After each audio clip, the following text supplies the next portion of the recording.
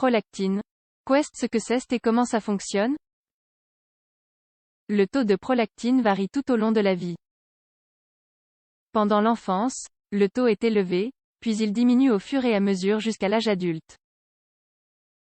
La prolactine est une hormone composée de plusieurs peptides qui est essentiellement synthétisée par les cellules de l'antéhypophyse. Au fur et à mesure des avancées de l'étude de la physiologie et de la biochimie de cette hormone, il a été découvert qu'elle exerce plus de 300 fonctions dans différents tissus et organes du corps. La production de lait dans les glandes mammaires et la synthèse de progestérone dans le corps jaune sont les fonctions principales de cette hormone. L'allaitement favorise une meilleure qualité de la synthèse de cette hormone. Elle est régulée par une rétroalimentation positive. Cette hormone varie facilement en fonction de différents facteurs qui augmentent ou diminuent le stress. Les fonctions de la prolactine dans l'organisme. Étant donné la vaste répartition des récepteurs de cette hormone dans l'organisme des mammifères, il n'est pas étonnant que cette hormone exerce de nombreuses actions au sein de l'organisme. Voyons celles qui sont le plus étudiées. La reproduction.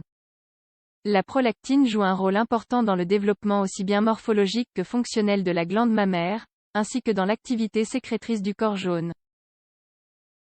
Cette hormone affecte donc les fonctions reproductrices. Grâce à cette hormone, les structures lobulo-alvéolaires de la glande mammaire peuvent se ramifier, croître et se développer pendant la grossesse. Par ailleurs, à l'heure de synthétiser le lait, cette hormone remplit plusieurs fonctions. La prolactine stimule la captation d'acides aminés, augmente la synthèse de caséine et de lactalbumine, stimule la captation de glucose, augmente la synthèse de lactose et d'acides gras du lait, l'homéostasie.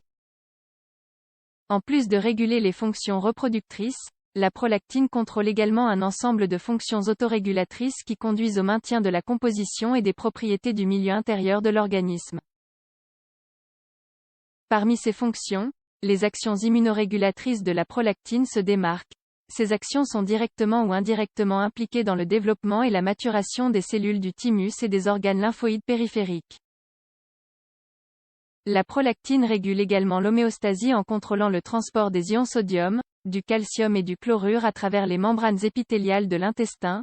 Elle régule aussi la capture d'acides aminés par les cellules épithéliales des glandes mammaires ainsi que celle d'autres ions et de l'eau dans le rein. Au niveau des glandes sudoripares et des glandes lacrymales, la prolactine module leur composition ionique. La régulation de la sécrétion de la prolactine. Les stimuli physiologiques qui régulent la sécrétion de prolactine sont nombreux. La tétée pendant la période d'allaitement, le stress, l'augmentation des stéroïdes de l'ovaire, notamment les œstrogènes, d'autres stimuli. L'hypothalamus recueille tous ces stimuli et commence alors à synthétiser des facteurs libérateurs de prolactine et des facteurs inhibiteurs. De cette façon, l'hypothalamus exerce un effet majoritairement inhibiteur sur la synthèse et la sécrétion de prolactine. La synthèse et la sécrétion de cette hormone sont influencées par de nombreux autres facteurs libérés par d'autres cellules de l'antéhypophyse ainsi que d'autres cellules de l'hypophyse. Par ailleurs, la dopamine est le plus grand inhibiteur de la synthèse et de la sécrétion de prolactine. Ce neurotransmetteur, après interaction avec les récepteurs dopaminergiques D1 au niveau de la membrane des cellules lactrotopes, exerce sa fonction inhibitrice. D'autres substances modulent également la sécrétion de prolactine. Histamine, cette substance agit via les récepteurs H1 et H2. L'activation des premiers a un effet stimulateur sur la sécrétion de prolactine. À l'inverse, l'activation des H2 inhibe la sécrétion de prolactine acétylcholine. L'activation de cette substance favorise la sécrétion de dopamine et l'inhibition conséquente de la sécrétion de prolactine, l'hormone stimulatrice de la thyroïde.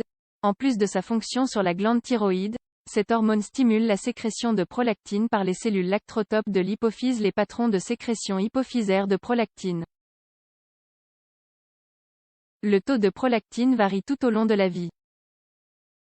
Pendant l'enfance, ce taux est élevé, puis il diminue au fur et à mesure jusqu'à l'âge adulte.